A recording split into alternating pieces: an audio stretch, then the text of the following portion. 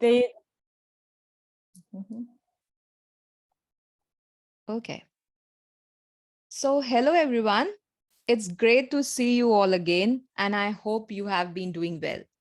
I missed you all so much, and I'm thrilled to be back with another exciting webinar series. Deborah came up with this fantastic title in the series, Healthy Aging, and I have put a lot of thought into curating the talks, and we will be covering a range of science-based tools and strategies for promoting healthy aging. For promoting healthy aging. I can't wait to dive into these topics with you and share valuable insights and practical advice. So get ready to embark on this journey towards a healthier and a more fulfilling life as we explore the secrets of healthy aging together. So before that, let me just introduce you to the whole webinar series. In the first two talks, we will focus on the pillars of stability. We will explore how to strengthen our bones and manage joints, providing you with the knowledge and tools for improved strength, balance, and flexibility. Moving forward, the third talk will delve into the importance of nutrition. We will uncover how we can use food as medicine to promote a healthy brain and body, emphasizing the power of nourishing ourselves from within. We will acknowledge that stress is unavoidable, but empower ourselves by facing it head on and discovering effective relaxation techniques in the fourth talk. And finally, in the last talk of the series, we will explore the fascinating world of mind body interaction. We will understand the profound impact of emotional health on our overall well being and learn practical ways to harness its potential. But wait, there's more. To add an extra layer of fun and engagement, each presentation will end with a trivia quiz. So test your knowledge and see how much you have learned along the way. The webinars will be approximately 40 to 45 minutes long, and then we will have a Q&A session to address your questions or concerns. Are you excited? I certainly am. So let's kick off this healthy aging webinar series. So I have some exciting news to share with you all. Since we last met, I have founded an organization called Curious and Creative Lab, which combines both my passions. I invite you to check the website, and if you enjoy what you see, I would greatly appreciate you supporting by sharing my work with people you know. And let's inspire others to embrace a healthier lifestyle and discover the amazing world of science. You can visit the website. It's www.curiousandcreativelab.ca. So let's begin. This webinar is divided into following segments.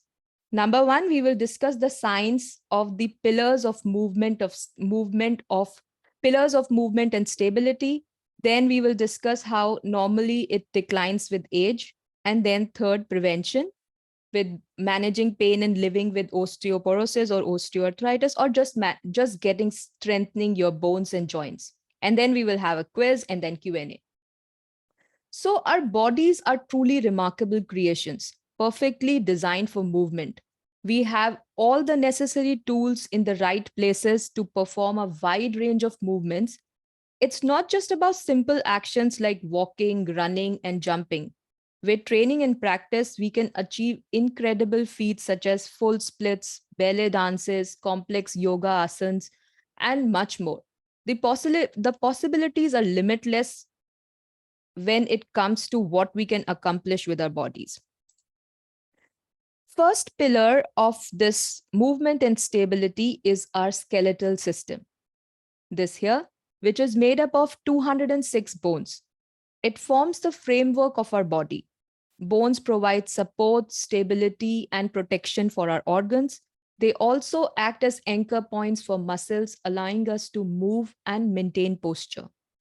So these bones are some parts of our body, they connect with each other, and this is what we call joints. So these are like hinges that allow for bending and movement. Think of your elbows, knees, and hips. We have about 360 joints in our body. They enable a wide range of motion from bending to twisting, allowing us to perform various activities.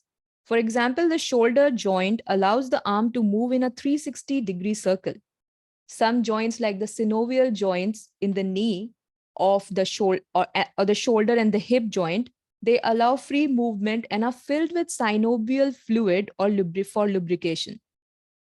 The other pillar of movement and stability is our muscular system and connective tissues. So muscles are like elastic bands attached to our bones. When they contract and relax, they create movement. They provide the strength and power needed for actions like lifting, pushing, pulling.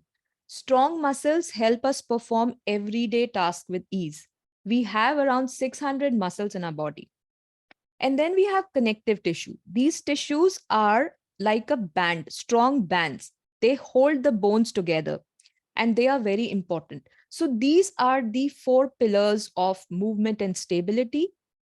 And in the first talk, we will focus more on the skeletal, how to make our skeletal system strong, like how to make our bones strong and how to keep our joints supple and strong. And in the second talk, we will talk mostly about the muscle to gain muscle strength. But then there is more. So till now, we discussed the tools which are the pillars of movement and stability. To run this system intelligently, we have nervous system and sensory system. Our nervous system includes the brain, spinal cord, and nerves. So nerves send signals from the brain to the muscles, telling them when and how to move. These communications allow for precise and controlled movements. This coordination falls under the umbrella of our sensory system, which can be divided into three: exteroception, proprioception, and interoception. Think of it like we know that what's happening around me.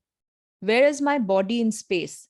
And what's happening inside my body? So these three sensory systems help us to understand all this. Let's understand a little bit about each of them because it is important. So proprioception, we have these receptors all over our body because our brain is the master controller. Our brains control our muscles. Our brain controls our every movement. So proprioception is, it informs us about the position and movement of our body in space. It helps us perceive the position and movement of our body parts without even seeing. For example, when we are scratching an itch, we know where to scratch. We don't see and scratch. We know where to scratch. We know the location without seeing. This is your proprioception. This is how your brain knows about things. And if you are using a pencil, you know what amount of force you have to use. And if you are holding a delicate object, you know how to handle it. This is your sensory system is helping you to do all this stuff. And then when you are riding a bike, your hand-eye coordination, if you're catching a ball, you know at what speed the ball is coming and when to grab that ball. So this is your sensory system always talking to your muscles and to your skeletal system to do this thing. And then we have interoception and exteroception.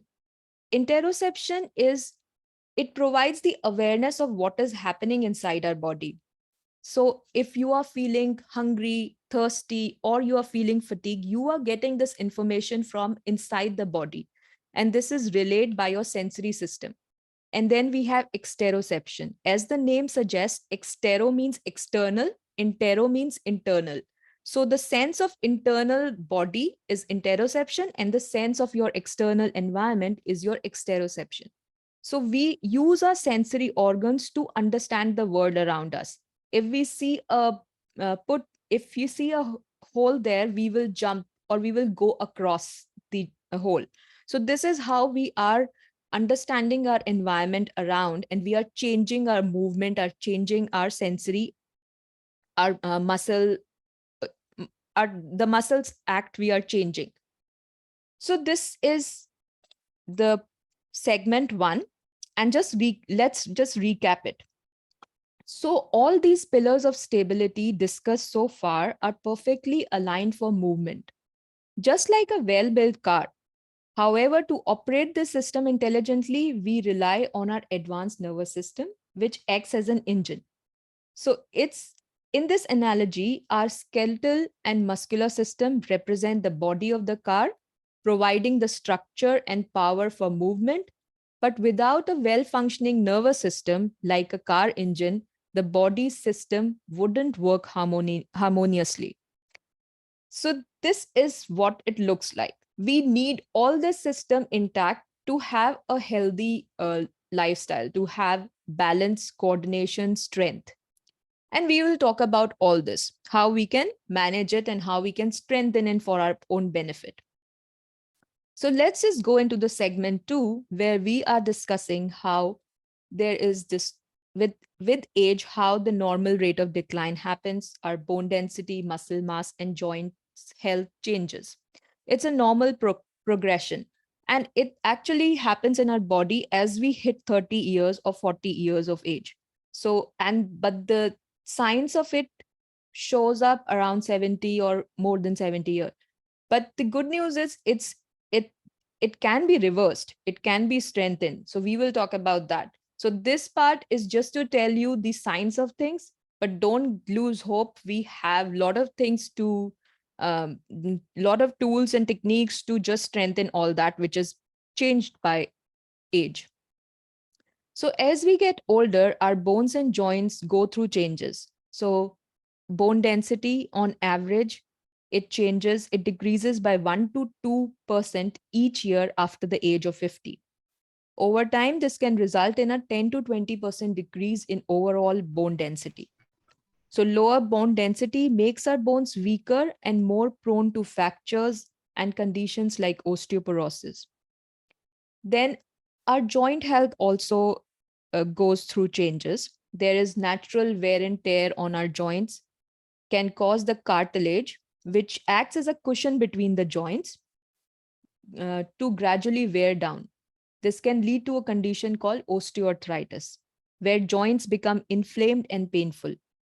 So, joint degeneration varies from a person to person, but it's generally more prone and noticeable as we age. So, let's understand a little bit about how the bone repairs itself. So, bone is a living tissue. It's not dead, it's living, and it's constantly renewing itself. Bone is strong and relatively flexible, but everyday wear and tear causes tiny structural defects, much like those that occur in the foundations of a building over time. In our bodies, there are two groups of special cells that perform the work of maintenance crew. So, number one is osteoclasts. Osteoclasts excavate any area of damaged or weakened bone, and then osteoblasts fill in the crevices with material that hardens to form new bone. So, this is the bone recycling cycle, bone remodeling cycle. So, here, normal wear and tear, there is crevices in the bone. Osteoclasts will come and repair, will try to see this damage. They will target, the osteoblast will come and repair it. So this is how our bone remodels. And this total process occurs every day. And this takes around 3 to 4 months. In a healthy young adult, it will take 3 to 4 months to completely recycle itself. And factors such as hormonal changes, nutrition, physical activity, and even genetics can influence bone remodeling and bone density. So let's understand this. When I say hormonal changes, then it comes in mind that hormones in men and women are different. So bone density with age, changes in bone density with age will be different in men and women, and how it differs. So during our peak bone health is around 25, and then from age 30, there is a decline. And so the decline in female happens very rapidly after menopause. So during your perimenopause phase, which is the progression towards your menopause, the hormone estrogen, which is commonly known as the female reproductive hormone, changes. So it is fluctuating during this age. And as soon 55 or 58, when we hit menopause, the estrogen declines rapidly. And with that, bone density also declines. Why estrogen is responsible for bone density? because estrogen signals the osteoblast to repair. So now they are not getting proper signal for repair. And that is why when estrogen goes down, our bone density goes down because there is no repair happening as efficiently as before. But still, men also show decrease in bone density, but for them, it is not that drastic because their testosterone hormone goes down slowly, but they still show decline in their bone density. So this is, now let's understand the two, osteoarthritis and osteoporosis. So this is your joints, right? This is the two bones connecting with each other, and in between there is a cartilage. Cartilage is the muscles. So your bones are not actually grinding to each other. They have a cushion in between, and they will not like rub to each other. And with age, what happens is this cartilage gets wear and tear. And when the cartilage is not there, the bones start grinding on each other. And when they start grinding, there is inflammation, the pain happens, and then you get swelling. And this condition is called osteoarthritis. There will be stiffness and inflammation. Think of it like there is this door hinge, and without any grease or lubricating oil, this hinge will make a sound every time, weird noises every time when you're opening or closing the door. So this is when osteoarthritis comes. It is sometimes genetic, and it generally happens to the joints which are widely used, like knees, hips, hands, and spine. These are the places where it comes up very early. And how you will notice it, you will see that during morning when you're waking up, it's difficult for you to move your hands. Like it's very common in the finger joints and knees, hips. So these are the places where you will feel a tightening, swelling, and the movement will be decreased. And then there is osteoporosis. So these are very different diseases. The osteo is same in both of them. Osteo means just bone, but osteoporosis is different. It is a condition where our bones become weak, brittle, and more prone to fractures due to decreased bone density. It's often called a silent disease because it can progress without noticeable symptoms until a bone fracture actually happens. So, this is important to know. Fractures, especially in the hip, spine, or wrist, are quite common in people with osteoporosis. What's interesting is that these fractures can occur from even minor injuries or regular activities we do every day. It's like our bones lose their strength and become more fragile. So, this is how a bone looks. This is a normal bone, and this is an osteoporotic bone. So, you can see this osteoporosis bone has a lot of wear and tear, which is not repaired. So, the repair machinery is broken here. So, you have a tear, but the repair is very slow. So, you will see this hollow structure, and when more of this hollow structure is there, it increases, the bone becomes brittle, it loses its strength, it loses its density. So, one noticeable feature of osteoporosis is the loss of height and a stoop posture, which is known as the uh, nephosis in scientific language. So, what you know how our spine has those small bones called vertebrae, right? So, with osteoporosis, they can become compressed. So they will attach to each other. And then so this flexibility will go and you will see a decrease in height. The overall height will decrease and there will be a hunched posture or a rounded appearance in the back. This is a very common sign of osteoporosis. So diagnosis is crucial. It's important to be aware of osteoporosis because it can have serious consequences if left untreated.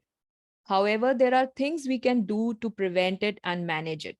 And one of the most important steps you can take is to schedule a bone scan when recommended. So bone density tests are recommended for all women age 65 and older, and for younger women at higher than normal risk for fracture. So men may want to discuss osteoporosis screening with their doctor if they are over 70 and at a high risk of thinning bones.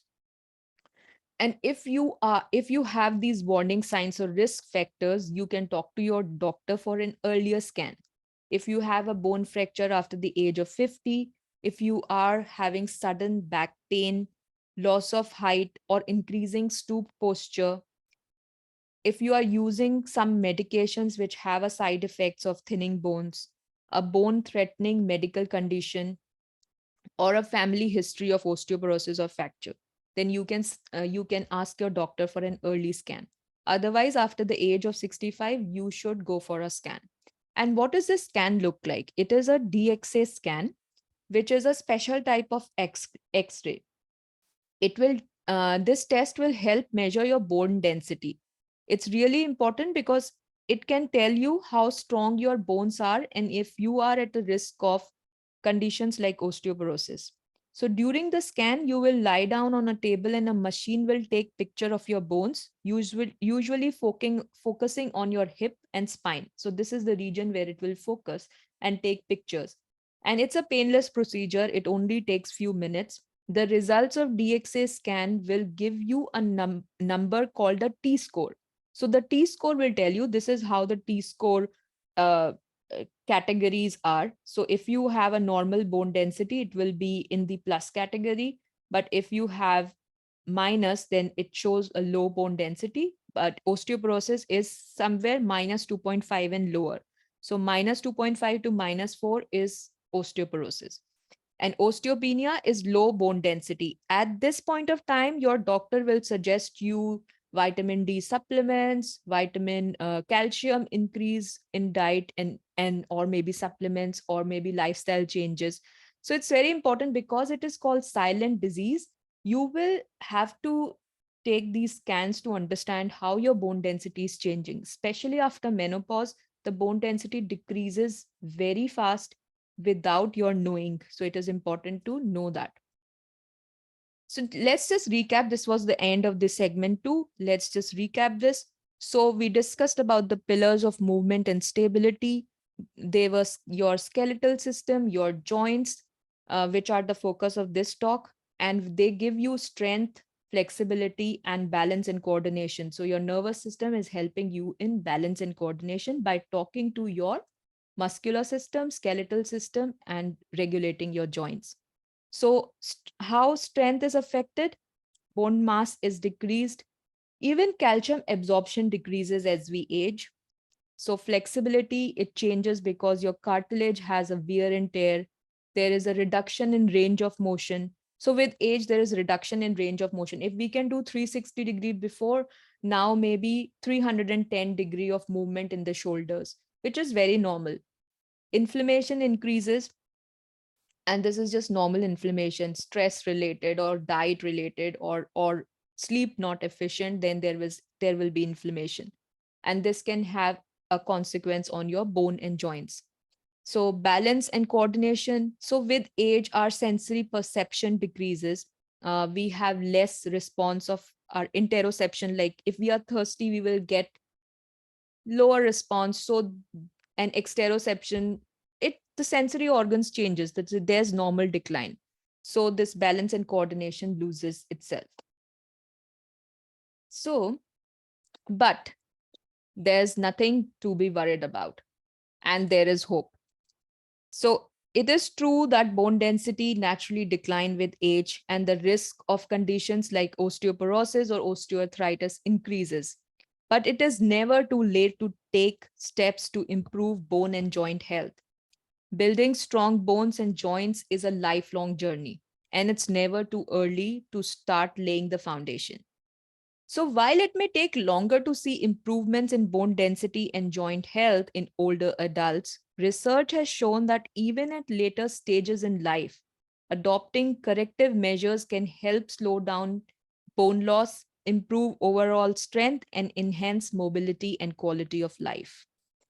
But before going into the detail, I want you to pay attention to this thing. This is a generalized information. Each individual has unique differences and specific health needs.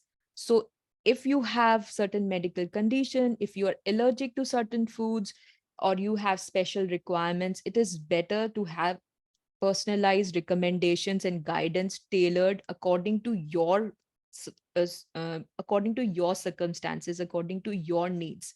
So uh, I will give you a brief, a comprehensive nutrition guide for all your supporting your bone health, but you have to tailor it down to your needs by talking to a nutritionist or your healthcare provider. So let's go into the nutrition part. So proper nutrition plays a vital role in maintaining bone density and health of joints. Bones are made up of a combination of various substances, but the main components are collagen and minerals. Collagen is a tough protein that forms the framework of the bone, giving bones their flexibility, while minerals, especially calcium, provide the bone with strength and hardness. So I will not be talking only about calcium and vitamin D, which you hear from everywhere. I will be giving you a comprehensive guide of all the micronutrients or minerals which will be needed for you to have a healthy bone and strong joints. So now let's talk about calcium, because calcium is the number one ingredient in your bone. It's not just nutrient for your strong teeth, but it plays a crucial role in bone health. Calcium is like the building block for bone repair and maintenance. You see, our bodies are constantly remodeling, our bones breaking down old bone tissue and replacing it with new. And calcium acts as a key player in this process. It helps in the formation of new bone cells and strengthening of the existing ones. So this is the recommendation for your calcium according to the health guidance. So 1000 milligrams daily for women age 50 and younger, and for men 70 and younger, and 1200 milligrams for women over age 50 and men over 70. Why this increase in calcium? Because we undergo menopause and estrogen takes a toll on the calcium. So we need to increase the calcium in our diet. So this is important. But there is one exception. If you people on dialysis due to kidney failure should talk with their doctor about the right calcium intake, because it can affect their dialysis procedure. So when we don't get enough calcium from our diet, our body starts taking calcium from our bones, which can weaken them over time, because body will do its role. Body will take calcium from your bones and bones will lose the density. So you need to have proper calcium in your diet. And how you can read the label, this is very simple. Calcium on food label is given as percentage of 1000 mg. So if your label reads 45%, a serving of that food provides 450 milligram of calcium. So this will be clearly given. So I advise you, whenever you are buying something, just look for labels and check what is there.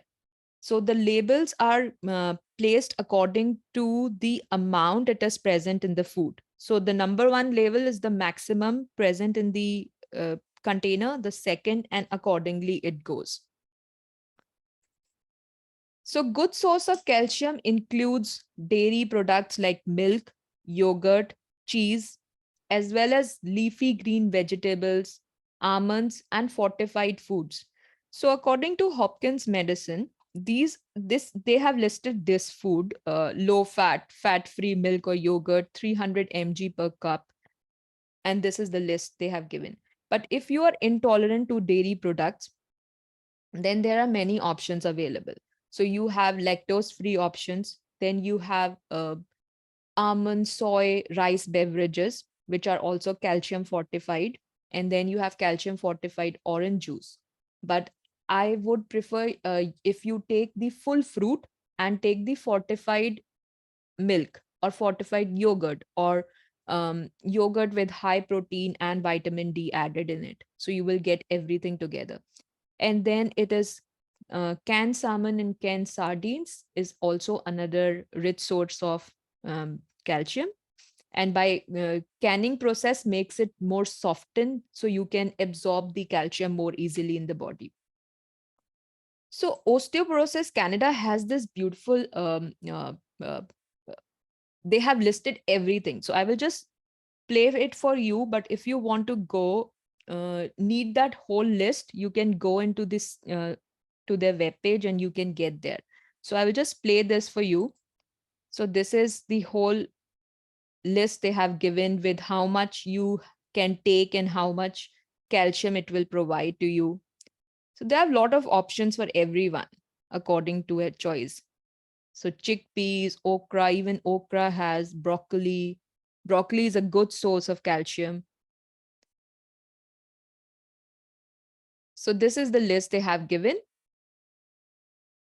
Yeah, and it is mentioned here, which I wanted to point out, is that calcium in soy beverages is absorbed at the rate of 75% of milk.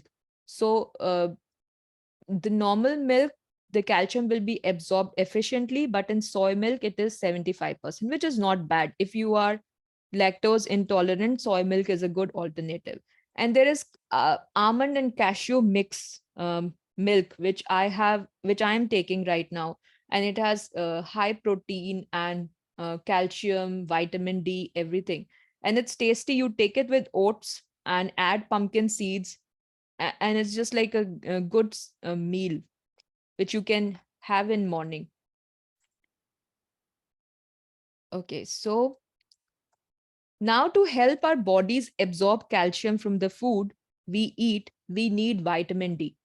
Vitamin D is also called the sunshine's vitamin because our bodies can make vitamin D when our skin is exposed to sunlight.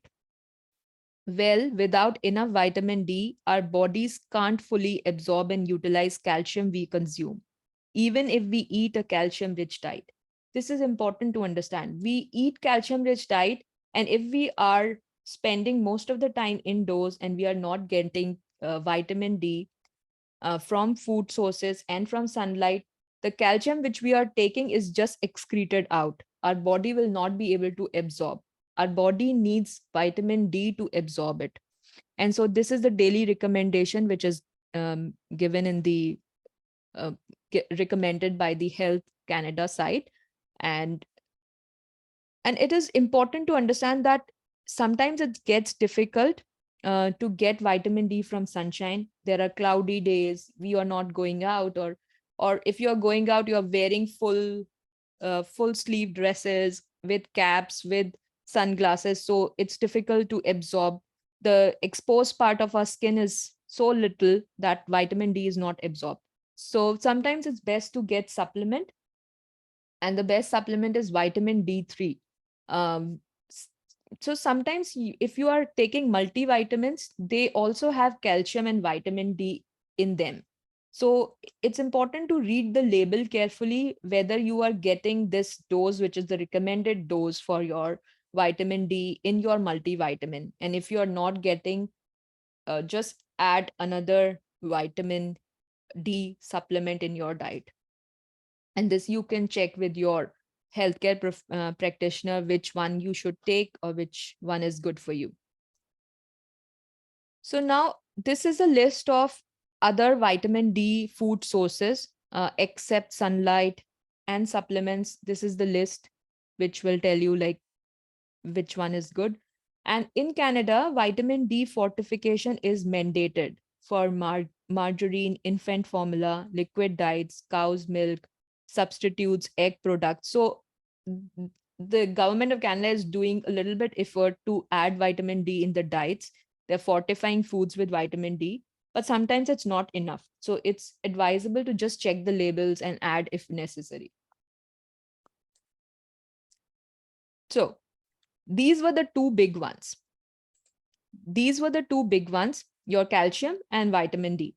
Now I will introduce to you a more comprehensive nutrition guide for bone and joints health, which will include potassium, magnesium, boron, copper, vitamin K, polyphenols, fiber, omega-3, vitamin C. It's a long list, but we will go one by one into each. So potassium, this mighty mineral is found in fruits and vegetables like bananas, oranges, tomatoes, sweet potatoes. Potassium is very important because it helps to neutralize the acids that can leach calcium from your bones. So it is helping the calcium to stay in the bones. So this is important for calcium to just retain in the bones and make them stronger. It will not leach out in the blood. And then there is magnesium. So don't underestimate the power of magnesium. It works alongside calcium to maintain bone density and strength. You can find it in foods like nuts, seeds, whole grains, dark leafy greens, legumes. Including these in your diet can help support your bones. So, one interesting thing I found out, these are the recommendations. Here it is mentioned. And one interesting thing I found out is about the prunes. So there is this research, clinical research, which says that if you take 5 to 6 prunes a day, it is a valuable food-based strategy which can help you hit the bone mineral density and reduce inflammation also, especially in postmenopausal women. So prunes are a good way to include potassium and magnesium in your diet. Now, although it may not be well known as other minerals, boron is essential for bone health and it can help regulate calcium and magnesium absorption. And you can find it in foods like avocados, almonds, prunes, and dried apricots. So, boron is another big one. Then you have copper. Copper might not get much attention, but it plays a crucial role in collagen formation. And if you remember, the bone is made up of collagen and your minerals. So copper is helping in collagen formation. Collagen is also in your skin. So if you eat this, your skin will also be better. So this you can find in seafood, nuts, seeds, and whole grains. So copper will be present there. Now let's talk about vitamin K. So vitamin K is like a superhero for our bones, helping to activate proteins that regulate bone mineralization. Green leafy vegetables, broccoli, Brussels sprouts, and fermented foods like sournut are excellent sources of vitamin K. And then we have polyphenols. Polyphenols are powerful antioxidants which are associated with bone health. So enjoy colorful fruits, berries, vegetables, and beverages like green tea and red wine to benefit from the polyphenol content. So we need to reduce the inflammation because inflammation can do damage to your joints health. So polyphenols is a good way to do that. And then fiber. Fiber is mostly thought of it as it is good for digestion. It is definitely good for your microbiome health, but it has important role in bone health too. So try to include in your diet fiber rich foods which can you can get from whole fruits, eating vegetables, include salads in your diet every time when you are eating your lunch or dinner, and then go for whole fruit, not for juices. So I always prefer that, and I will recommend you to do the same. If you like any fruit, just go for whole fruit. And whole grains, legumes are fantastic sources of fiber.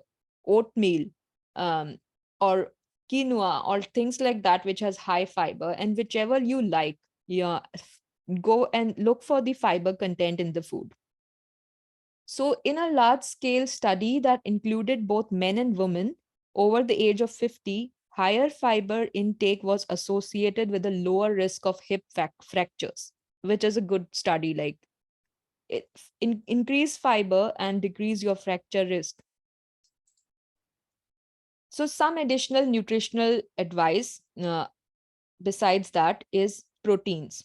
So, adequate protein intake is crucial for maintaining bone density and muscle strength. We will talk about proteins in detail when we will talk about the muscle strength in the second webinar. But go for lean sources of protein, not fatty protein sources. So your poultry, fish, eggs, legumes, and dairy products have good protein source. Then omega-3 fatty acids. So omega-3 fatty acids have anti-inflammatory properties.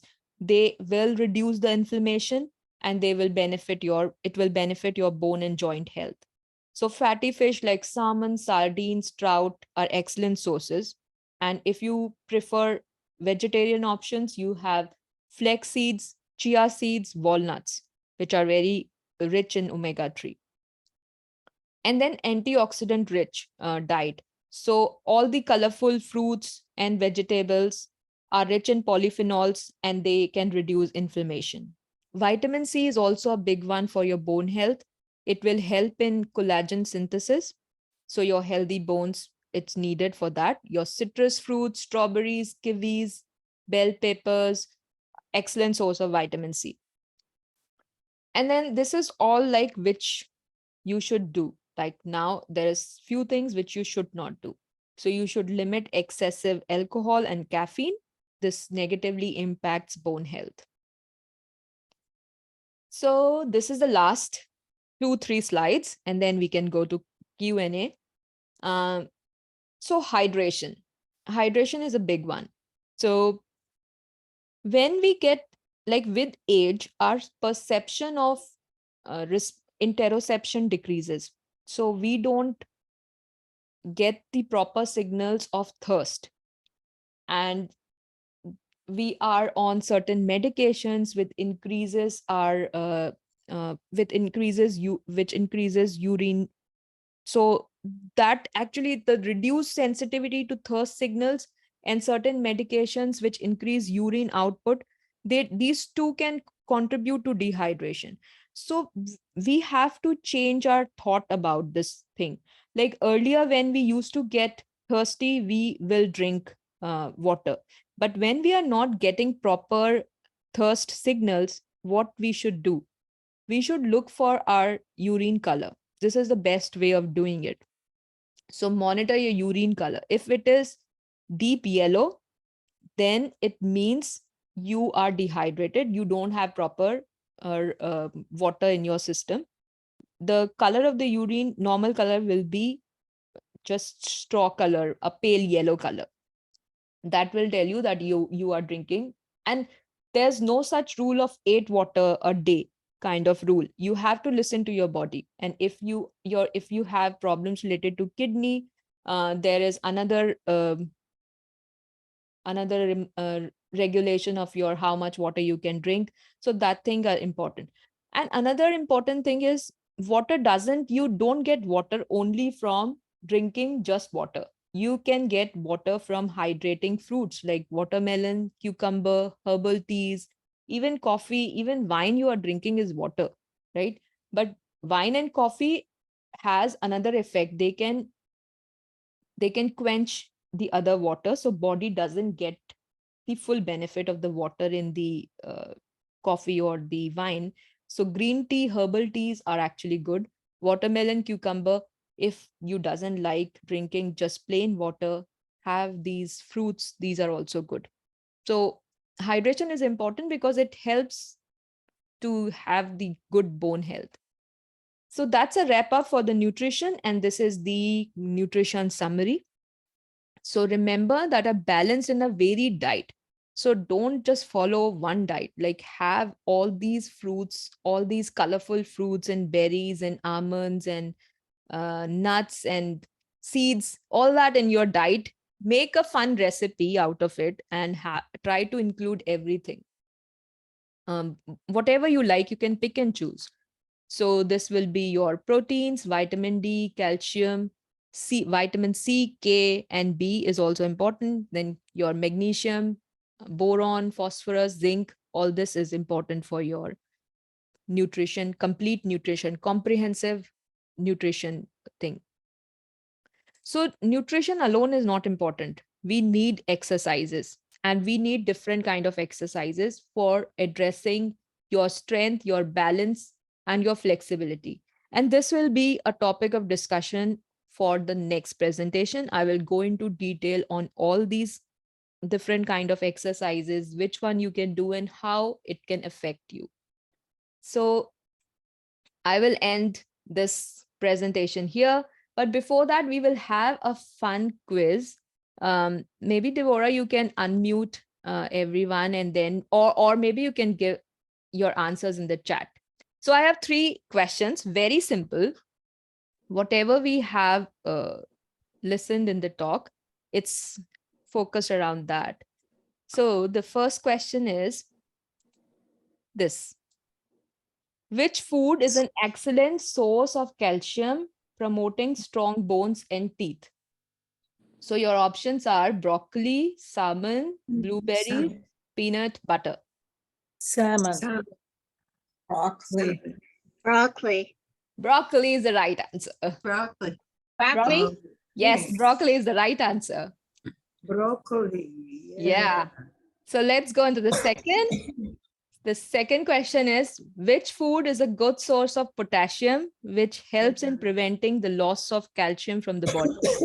Bananas. Bananas. Bananas. That's so Bananas. cool. Yes, bananas is the right answer. Okay. I think if the chocolate is the right answer, it would be happy. Everyone will be happier. If chocolate gives us all the potassium we need. Yeah. So third question is, which food contains omega-3 fatty acids and is beneficial for reducing inflammation? Avocado. Avocado, flax seeds, Flaxseed. whole milk. Yeah. Yes, flax seeds is the right answer. Salmon. Salmon. Who got all 3? And if you get any one, clap for you. Everyone, like, pat your back. You were listening. You were listening to the talk seriously. I appreciate that. So let's just go into Q&A. Hello. Yes. Hi, doctor. I have an artificial leg. Why are people shrinking when they get older?